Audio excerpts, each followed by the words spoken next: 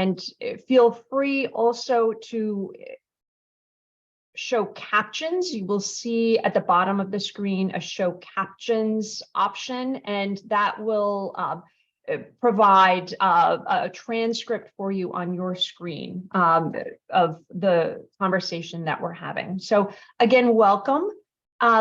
Thanks so much for joining us on this Friday, this rainy Friday, where we are adding some rainfall into some of our hidden streams, our hidden historic streams. My name is Heather Fennick. I'm on the board of the Lower Raritan Watershed Partnership. And I'm super pleased to introduce Gavin Wagner, who has been working with the LRWP for a couple of years now. Gavin is a fourth-year student at Rutgers, New Brunswick, studying bioenvironmental engineering. Gavin grew up in southern New Jersey, surrounded by environmental educators who inspired his interest in natural sciences. His research focuses broadly on environmental change over time in different times, places, and spaces. Today, he is excited to share with a new audience the stories that historical maps of New Jersey can tell us about our watershed. And with that, Gavin, I am going to mute myself and turn it over to you. Thank you, Heather. I'm really excited to share this little presentation that I've made for you all today. I'm excited to have a new audience, a new set of faces to present to. As Heather said, can everybody hear me all right? And if everyone could mute, that would be great. Thanks. Okay, thanks. Can everybody hear me all right? Perfect. Thanks. Awesome. Okay. Yeah, so I'm excited to have a new set of faces to share my work with. I imagine you're all from very different backgrounds, so I've tried to make this presentation as entry level as possible. And one of my passions is talking about my work in a way that's accessible to a lot of different people and to prick other people's interests in it. So this will be a very simple kind of discussion about my work. And if there's anything that's unclear or anything you have questions about, please feel free to ask me at the end. So I'd like to preface my presentation by asking everybody to put on your imagination hats. Think about a rainy day, kind of like today, and there's a storm drain down George Street in the heart of New Brunswick in front of the Bravo supermarket. And if you're walking past that storm drain on a day like today, you're likely to hear some trickling through that storm drain. And that trickling is actually the remnants of a stream called the Lyell Brook. And the Lyell Brook was a stream that once ran all the way straight through New Brunswick and has since been buried by the development that has happened over the last couple of centuries in New Brunswick. So it's that kind of change over time, this disappearance of streams that can happen as the landscape changes, where I center my research. So in my research, I started about a year and a half ago with Professor David Tulloch, whom I met at Rutgers. And we embarked on a project that I like to call Finding Historic Streams of the Lower Raritan Watershed. And the way that I structure this is kind of like looking for the stories of streams. And the characters are the streams themselves, and the actors in the story are the maps that can bring all of these streams to life. So a map, we can look at a map like this. This is an old map of New Brunswick that shows the third and fourth wards. And something like this is one of the lenses or artifacts, as Heather said, through which we can see stream change over time. So just taking a look at this map, we can see the Delaware and Raritan Canal runs right here north of the Raritan River. And this area that I'm circling with my mouse is where present-day Boyd Park stands, if you're familiar with that area. We have the Albany Street Bridge right here. Across the bridge is Highland Park. Up here, the intersection of Albany and George Street is the place where you might hear a lot of horns honking at this time of day because a lot of people are at that intersection trying to get to work. But we have this canal canal actually used to run where a present day Boyd Park is now. And if we take a look at the aerial photograph of what stands there today, we see that Boyd Park has pretty much taken over a little bit of the canal. The canal's over here, it's still remaining, and then Route 18 overlaps where the canal was to the east. And we put them side to side, and we can see that indeed the canal pretty much coincides where Route 18 is today.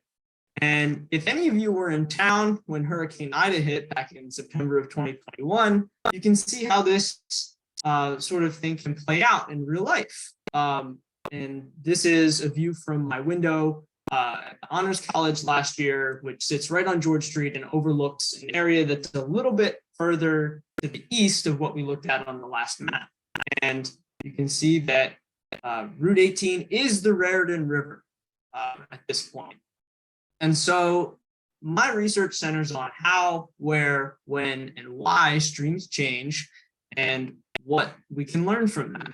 And that phenomenon of what the stream changes mean for in the future as we build and we develop in our region. So this is our watershed. This is the Lower Raritan Watershed in dark shaded orange here.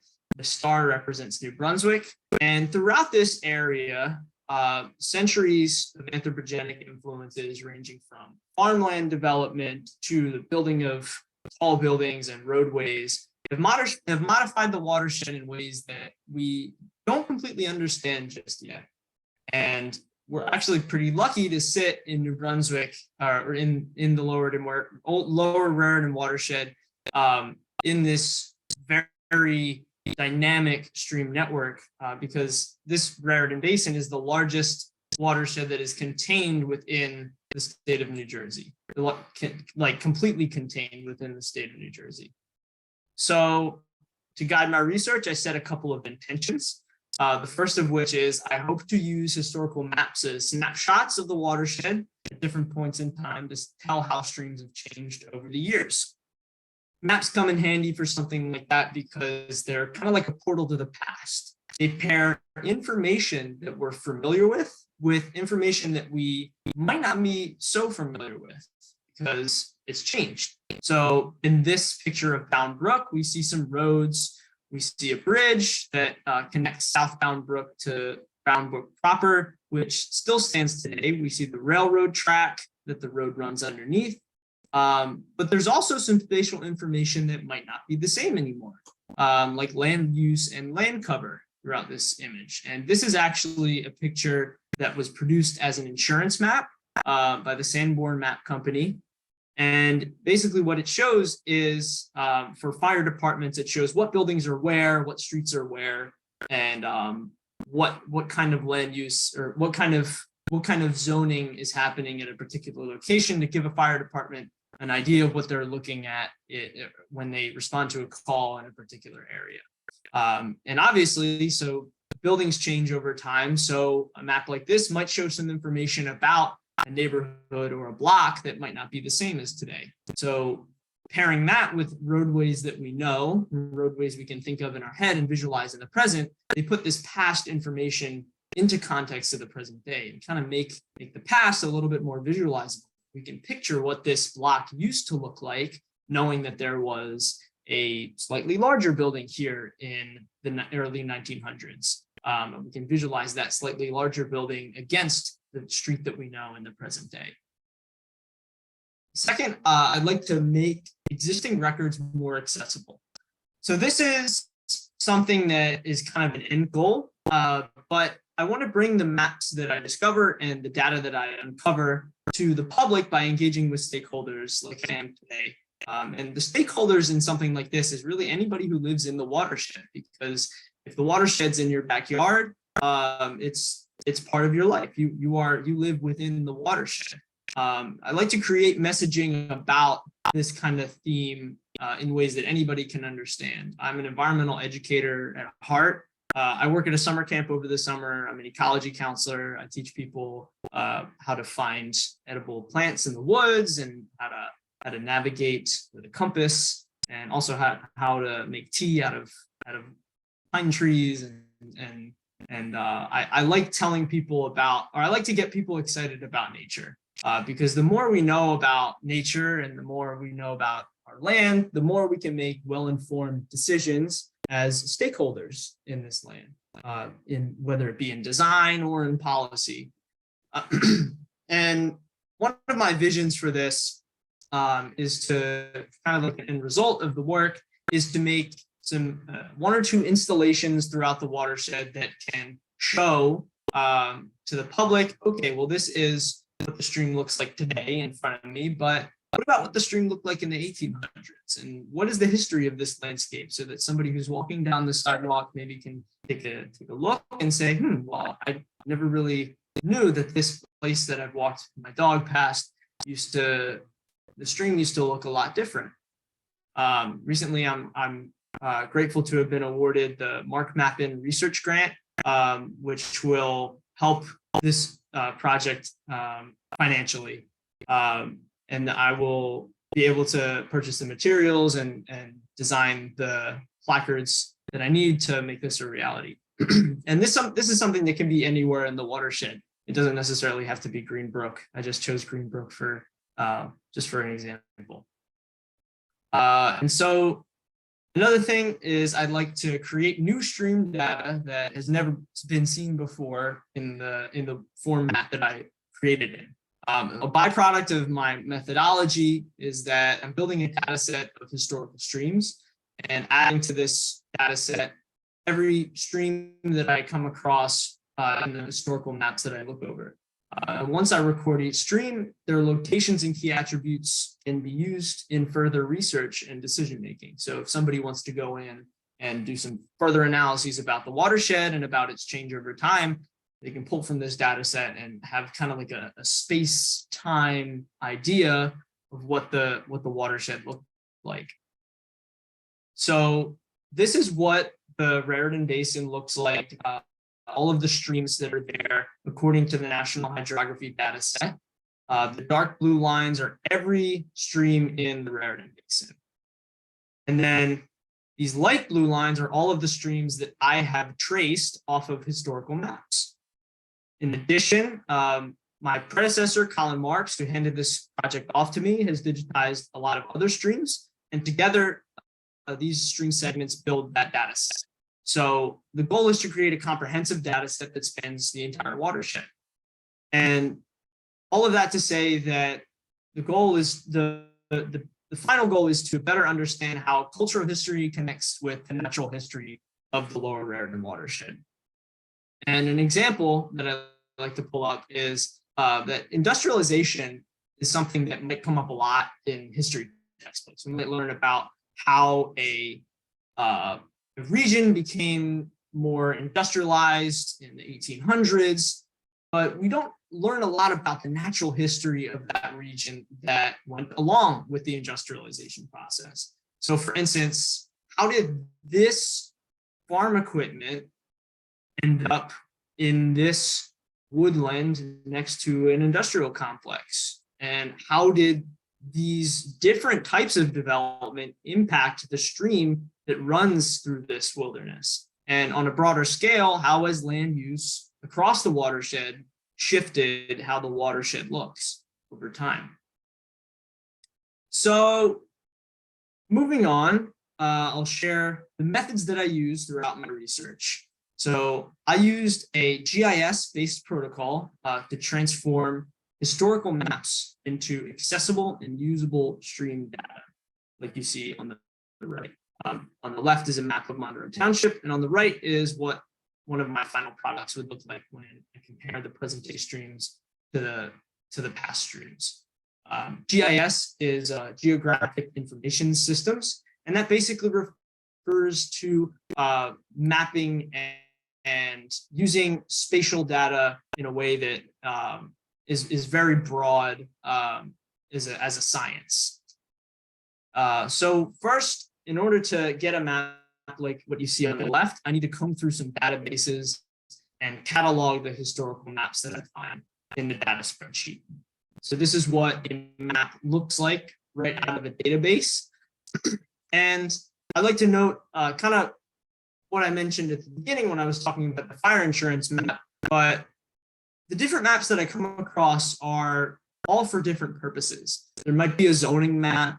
There might be a map that's explicitly for the type of soil that's in a region. There might be a map that just shows who owned what property at a particular time. And it's important to take note of what the purpose of each map is, because it might give an indication of how reliable the stream data within that map is. If somebody created a map just to show where somebody owned land, they might not pay attention to the streams too much, or put a lot of effort into the cartographic detail of the streams within that area.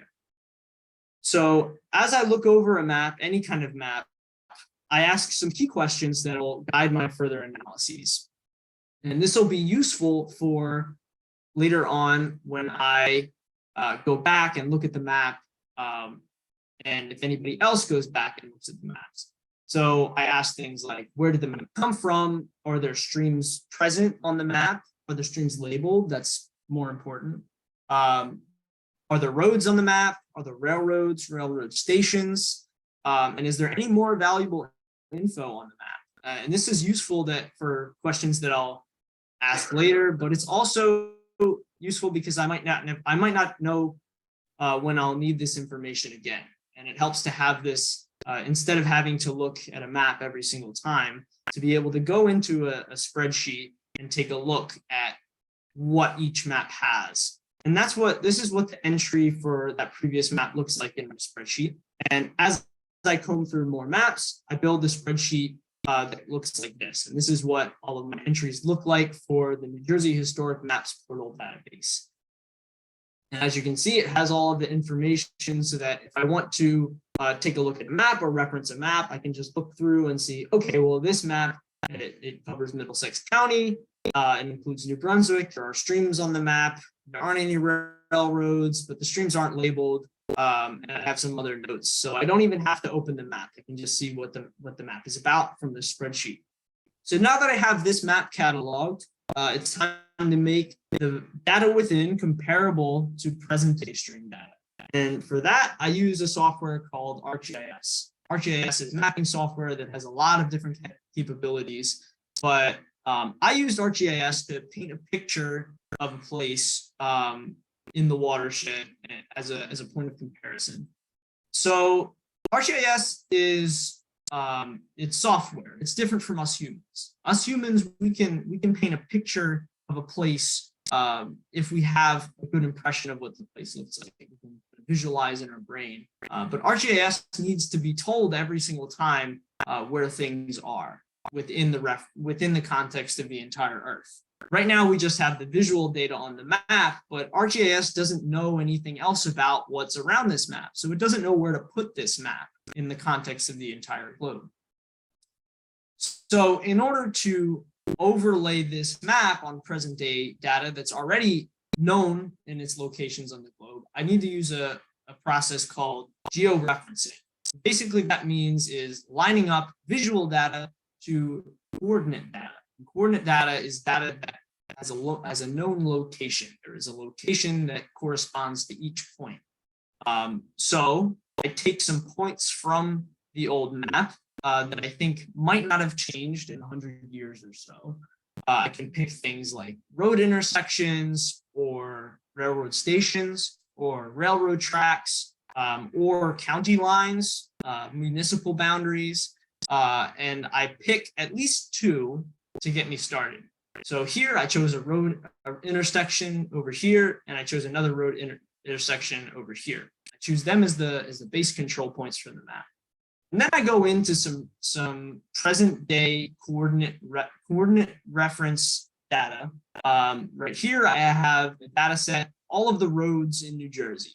And I locate those intersections in this data set of roads. So in this case, ArcGIS already has all of the coordinate data for this data set, so it knows where all of these roads are. So you can see from this map, the road intersection over here corresponds to this one. And then the road intersection over here corresponds to this one over here.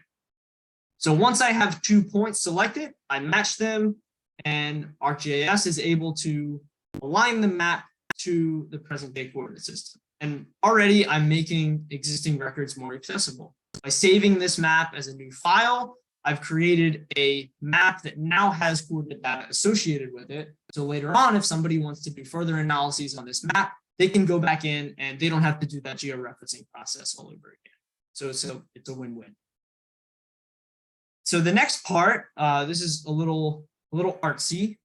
I get to trace all of the streams, and this is where I'm glad that I listened to the teacher to color inside the lines, even though now I have different thoughts about coloring inside the lines, but it helped to have a steady hand when I went in and I traced all of these streams using the ArcGIS editor tool. And like I said before, now that this map is in a present day coordinate system, I can trace over this map, and the stream segments that I record with this green line here are also going to be stored in the coordinate reference system. So right here, I'm tracing over Cranberry Brook. I just click along the stream segment, and I get this nice little line that is separate from the map that represents where the Cranberry Brook was in 1876, according to this map. And as I am recording this stream, I record some attribute data. So I put down the source map, the file where the map came from, some more notes, the stream name, the label, and the estimated year. And I also put my confidence level. And this goes back to how confident do I feel that this map gave an accurate depiction of where the stream was at that point in time. So I just go with low, medium, or high, and in this case, this map was medium. So as I record more and more stream segments, I get this big data table that corresponds to the map. And at this point, there are over 2,000 stream segments compiled by Colin and I.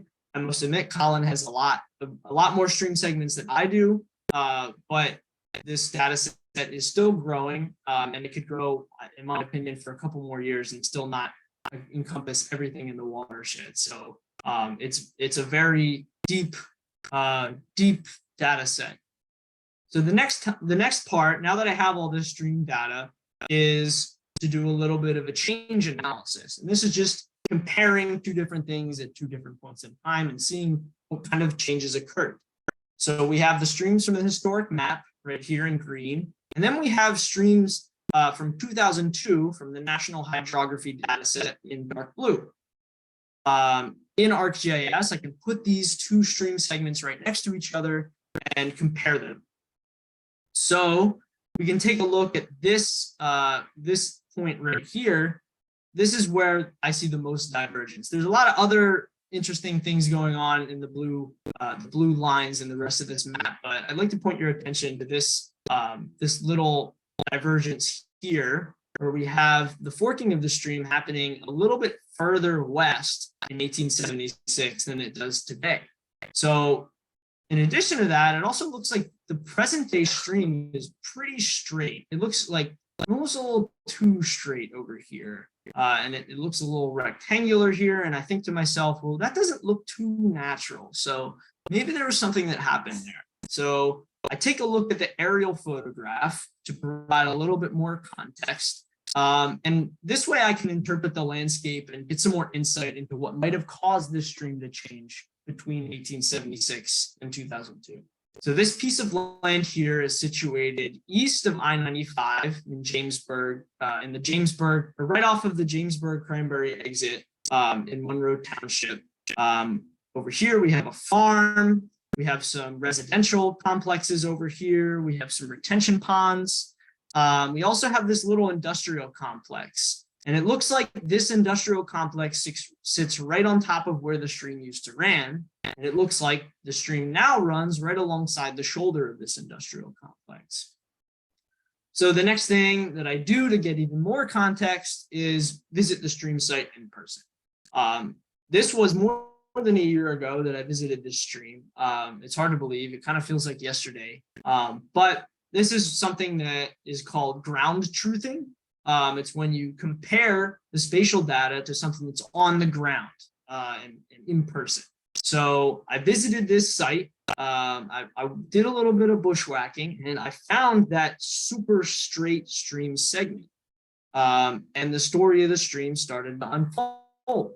So it looked like somebody had just went in with an excavator and dug out this stream, dug up this little like path for the stream to go to make way for that industrial complex. And I pictured this guy with a hard hat saying, "Oh, this stream's got to go. Put it over here." And as I walked through the woods even more, I found some buried pipes and more trenches that reassured me that the stream had kind of inched over towards where it presently stands as the industrial complex was built. Something else interesting that I found was a piece of farm equipment. So that was interesting because the plot had now thickened, and it led me to believe that maybe this farm over here was a little bit bigger at one point, and that this land used to be tilled with something like this. So I was unraveling some information about the natural history and the cultural history of this region. So if it weren't for that map, maybe the fact that this land used to be a farm would be lost into the ether. So I'm glad that I was able to uncover that. So what comes next? I just repeat the process. I fill in the gaps by analyzing map after map and explore the watershed change over time. The more maps that I catalog, georeference, digitize, compare, and visit, the more history I can uncover. And it's kind of like a sandbox game in that extent. I keep digging and digging, and there doesn't seem to be an end, but everything is fruitful, and I'm learning more stories as I go on. So this is just some results of what I've accomplished so far. Since May of 2021, I've cataloged 191 maps, I've georectified 72 maps, and I've digitized 556 stream segments. And I visited 2 sites in person. Unfortunately, I haven't been able to do much site visits this year, but in the future, I'm hoping to visit more sites. So to bring this data and to explore, or to bring this data to the table and explore some of the things that I've learned through this data, I want to present a couple different case studies about the types of stream modification that I've seen. So I grouped them into 4 different categories. We got transportation stream modification, institutional stream modification, industrial stream modification, and agricultural stream modification. So first, let's take a look at what transportation modification looks like. Kind of a tongue twister, but we can take a look at the township of Brook, New Jersey, and we have this road right here. It kind of rolls over where the stream used to go. There was the Green Brook tribute that this little green line over here represents a tributary of the Green Brook from 1946, and this map was a zoning map from that time. And as you can see, the light blue stream runs alongside the road in 1946, and today it looks like the stream has been kind of rerouted to go underneath the road. So I went there in person and I took a look, and it looks like this stream is now part of a trench that runs under the road. We got a little storm drain here, and on the other side of the road, the stream comes back out. I'm sorry about that. I got a printer under my desk, and it's chugging away right now. So if you hear that, that's what's going on. So, in fact, several tributaries of this the Green Brook used to run underneath roads, and primarily Route 27. This is the main driver of transportation modification in this area, as what I found. We can see it looks like the stream segment just kind of goes parallel to Route 27 now. The next example is institutional stream modification. Again, this is in Green Brook, and we can look at the same area and what is now in this location in the center here, underneath the light blue stream segments. And it is, in fact, the Greenbrook Middle School. And it looks like today, the present day stream kind of stops right where the middle school entrance is and goes around the middle school. But when I visited this site in person, it looks like that stream still goes where it wants to go. I went here after a bit of snow had melted and the water had collected right along the path, and it looked almost exactly like where the stream used to run in the map.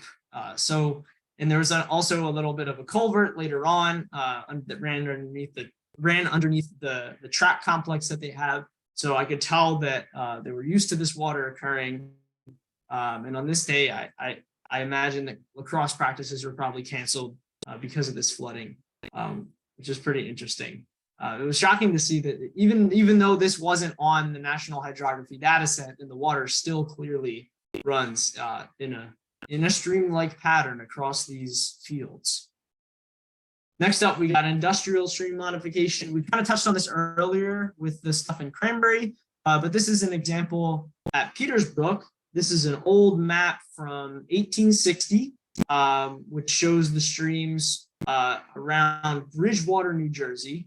These light blue stream segments used to run underneath where an industrial complex is now. And now, as of 2002, the stream looks like a little moat around the industrial complex. So it looks like to pave way for this, the stream was rerouted into a little moat here.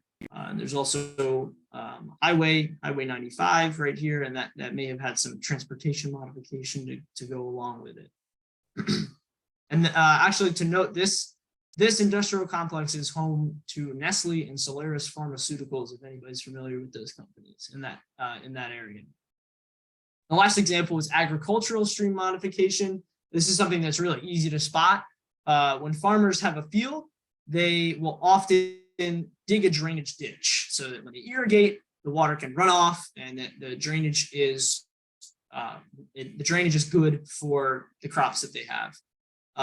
So with that, you get these linear patterns. They look like almost perpendicular to the stream segment, and they run off and they jut about from the stream in a very regular pattern it doesn't look too natural. So it's easy to spot.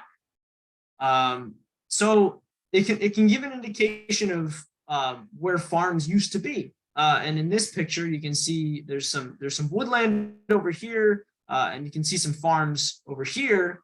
But it looks like there used to be some farms where the woodland is today, because we see these jutting stream segments. Even as a farmer abandoned his field, he might not fill in the irrigation ditch. So you can pick that out from these maps.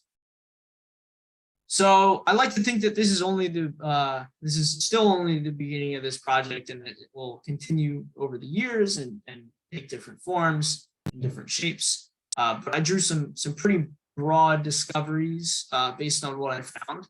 I discovered that most of the maps that I found online weren't referenced to a coordinate system. So I would have to go in and do this georeferencing process myself. I find tons of maps like this, and I don't know where north is. It could be up or down, and I can kind of get an idea just based on where the Raritan runs. But oftentimes I gotta go in and georeference it. So as a curator of a kind of maps collection right now, I want to replace these unreferenced maps with their reference counterparts. So James Clear has a book called Atomic Habits. I'm not sure if you're all familiar with it, but he talks about how minimizing the steps involved in doing a task can make you more likely to actually do the task. So if georeferencing is the barrier here, the barrier to entry that prevents people from looking at these maps and taking a look at them, if they are doing spatial analyses, they say, I'll just go look at a different map from that's already georeferenced. Maybe if this map has been georeferenced, it'll make them more likely to go in, and maybe this map could contribute to their research positively in a way that it would not otherwise if it wasn't georeferenced. So that's my purpose in georeferencing the maps and storing them. And someday in the future, I hope somebody else can use them. Another thing, GIS makes this process a lot easier, despite it being a little bit arduous to having to georeference a lot of maps. And this is something that not a lot of people are in the course of cartography and spatial analysis is something that's relatively recent. So I'm grateful to have this kind of software in my hands to be able to enrich this interdisciplinary investigation. I could use this hydrological data and put it alongside the historical data to paint a picture of the watershed. And so that led to a pretty interdisciplinary project that wouldn't have been possible without this kind of software. I also discovered that the remnants of streams can be hidden or visible. So in those woods by the Cranberry Brook, this stream segment was buried deep in the woods, kind of lost, may not be looked at or seen on a daily basis. But then you also have a stream. This is a stream in Green Brook next to a parking lot. And you can see that developers can kind of do a good job of hiding it in plain sight. But at the same time, this parking lot looks a little precariously situated over the stream. But I can imagine for somebody who parks in this parking lot, they might not even notice that the stream is there just because they see it on a daily basis. So in a way, these two streams are pretty much the same, even though this one is hidden, it's in plain sight. It might not be recognized as much as a stream that it might be recognized just as much as a stream that's hidden in the woods. So an important question to ask there is if you know where a stream is, does that influence what you do with a piece of land? For instance, like if I knew that this stream used to be a lot bigger, would I put a parking lot right next to it? So that goes to show that it's just, if we build a better understanding of where the streams are in the watershed and where they are in the watershed throughout history, we can not only inform our development in the future, but this can open the door to targeted conservation efforts in the future. If there's a need for habitat restoration in this area, we can target, hone in on areas in the watershed that have been the least modified, and prevent and kind of work around modifying these streams in ways that's very taxing on the environment. So a last discovery is that the outcomes of stream modifications tended to vary, and different patterns arose based on what was intended by those who modified the stream. So right here we got farmers might be choosing to extend a stream by digging a ditch to irrigate crops. Developer or contractor might reroute a stream to pave the way for a school or a building. And engineers might bury streams, pipes, or culverts underneath roads to pave the way for new highways, new commercial hubs. Another discovery, this is my favorite one because it took me by surprise that the shape of the landscape ultimately determines the path of the water. So a developer might try to change the stream, but the landscape is the real engineer here. It's always going to choose where the water goes. And this was another picture of Green Brook. It's kind of a striking image of how the water runs right where it used to run on the historical map. So in the future, there's some steps I want to take. I want to continue to publicize my data, present like this, and give talks and share with anybody who can offer feedback, continue doing outreach. I think that if we listen to our land, our streams, and our environment, we can develop in a way that recognizes and honors the systems underfoot. And so for that reason, I think it's important to create public-facing educational materials that can help people better understand our land, our streams, and our environment. And I feel very confident in being able to stand in front of people and talk about streams and get people engaged. Another thing is we can explore ecology. We can look at terrain analyses through further spatial analyses to enable us to, which will enable us to discover some streams that we might not have known existed before. We can develop conservation efforts that learn from this stream data, and that's a future direction that I'd like to look into, exploring the ecology of the streams. And that can open doors to understanding some of the ecological ramifications of anthropogenic stream modification. Now, to finish, I want to share a cool map that I found throughout my research. And this is an example of how maps can tell a story. So this is a Revolutionary War era map of a temporary bridge between Staten Island and New Jersey, or what was back then the Jerseys, because there was East and West Jersey. Dr. David Tulloch and I talked a little bit about this, and we postulated that the barricade right there might not be just to keep out the British during the Revolution, but also pirates, because pirates used to plunder these coasts at the same amount of time. At that same time, I knew I learned about these Revolutionary War era pirates. They were called privateers in my high school history class, but seeing a manifestation of this on a map made it all more real to me. And so I hope that my work in sharing these maps has the same kind of effect for the historical streams of the watershed. And with that, I conclude this presentation. If you all have any questions, I'm happy to field them. Thank you for engaging today. Well, Gavin, that was just really wonderful. Thank you so much. And yes, if folks would like to put their questions in the chat box, and then we'll have a record of them there. Let's see. Jen says, great presentation. Looking at old aerial pictures on historicalaerials.com, it appears that Cranberry Brook was not rerouted because of the industrial development, but long before that, probably for agriculture. Yeah, that's like right on the dot. I mean, that's cool because it shows like why I found that tiller in that area. So yeah, it looked like maybe that's a good point, because the stream was pretty straight. Maybe it was an irrigation ditch, and then later on, as the land was changed and it was cleared, somebody said, okay, we're going to rezone this as light industry. We're going to build an industrial complex here. So yeah, thanks for digging a little bit and finding that information. So Brett says, very nice presentation. It must be quite tedious digitizing all of those stream sections from the old maps. Did you use any of the original topographic quads done by Vermeulen for your historic stream layers?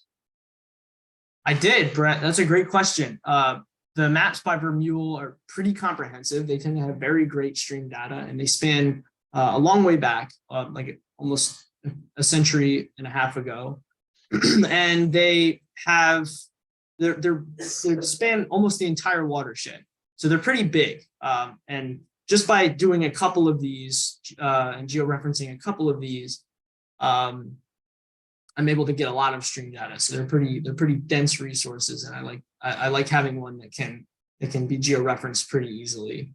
I do believe that do you know when the oldest of the Vermeulen maps was made? Off the top of my head, I thought late 1800s, but I'm getting an inkling that might not be correct. It might be later.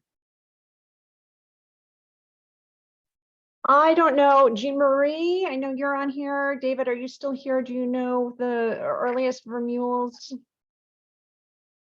I don't know. I don't know offhand. This is Jean Marie. But I think that if you look at the USGS website, you can find them all the way back to the first ones. Great. Thank you. Thanks. Yeah, to add to that, actually, if you don't mind, the USGS has one of the best map portals that I've found. It's called TopoView.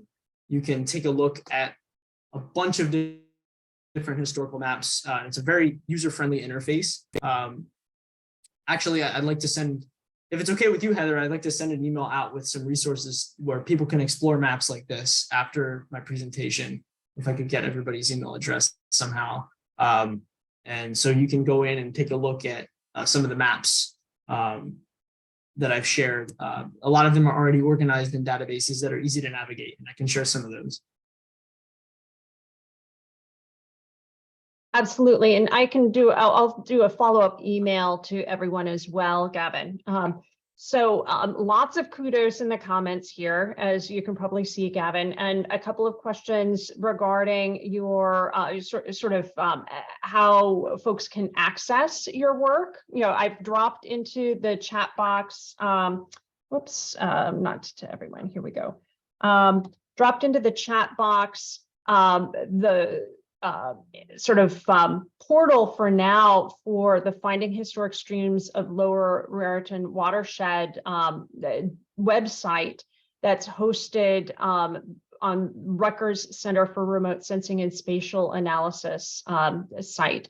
The LRWP will also be hosting more of this material as well and distributing it as we put focus on specific stream segments. We hope to also share out some of the specific data, the specific map work that you've done as we build up personalities around all of our sub-watersheds. So, and of course, yes, Gavin, we'll share out whatever you'd like to the participants. So I see here a couple of other comments.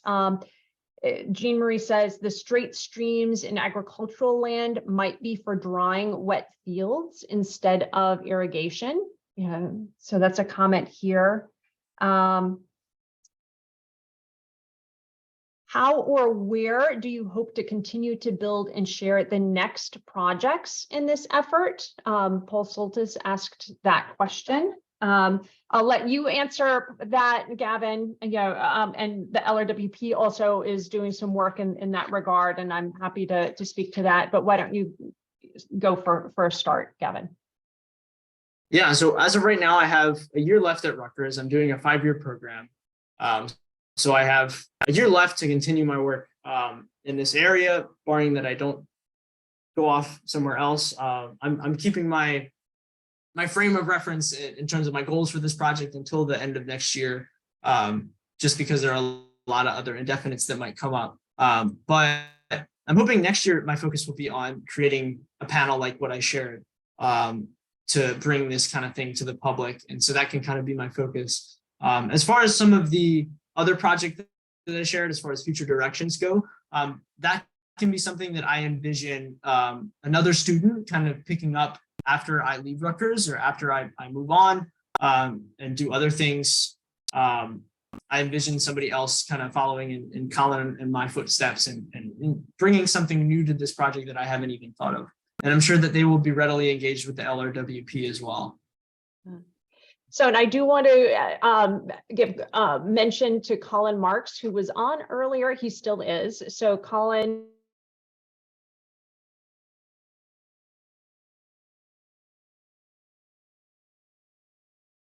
Heather, I think you muted yourself, so we can't hear you. Oh, so sorry. So I just want to acknowledge Colin Marks. Colin is on the call right now. He was the very first intern that we worked with on this project back, I guess, starting maybe 4.5, 5 years ago. And he did a lot of the early digitizing. And as Gavin said, we're building up over time with a set of digitized, materials and this database, and we do hope to keep adding to that once Gavin moves on, with other interns. So thanks, Colin. Thanks, Gavin. Just a couple of other comments and questions before we wrap up. Here's a suggestion for the long term. Stormwater inputs have changed the amount of water going into streams. Calculating the change in probable water input pre-1900 to now. So that's a good suggestion, just related to the significant change in our landscape and the infrastructure that we have here, and taking into consideration that piece of things. Colin comments here about the sort of heavy lift it is to digitize the streams, how tedious it can be. Although it was nice to hear you say, Gavin, that you find that an artistic outlet. You know, you get a color within the lines a little bit there. Let's Yeah, it's something that I can like. It's a lot different.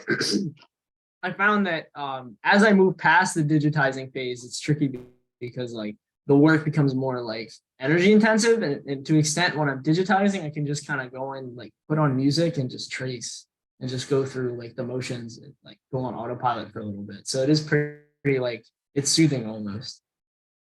Great.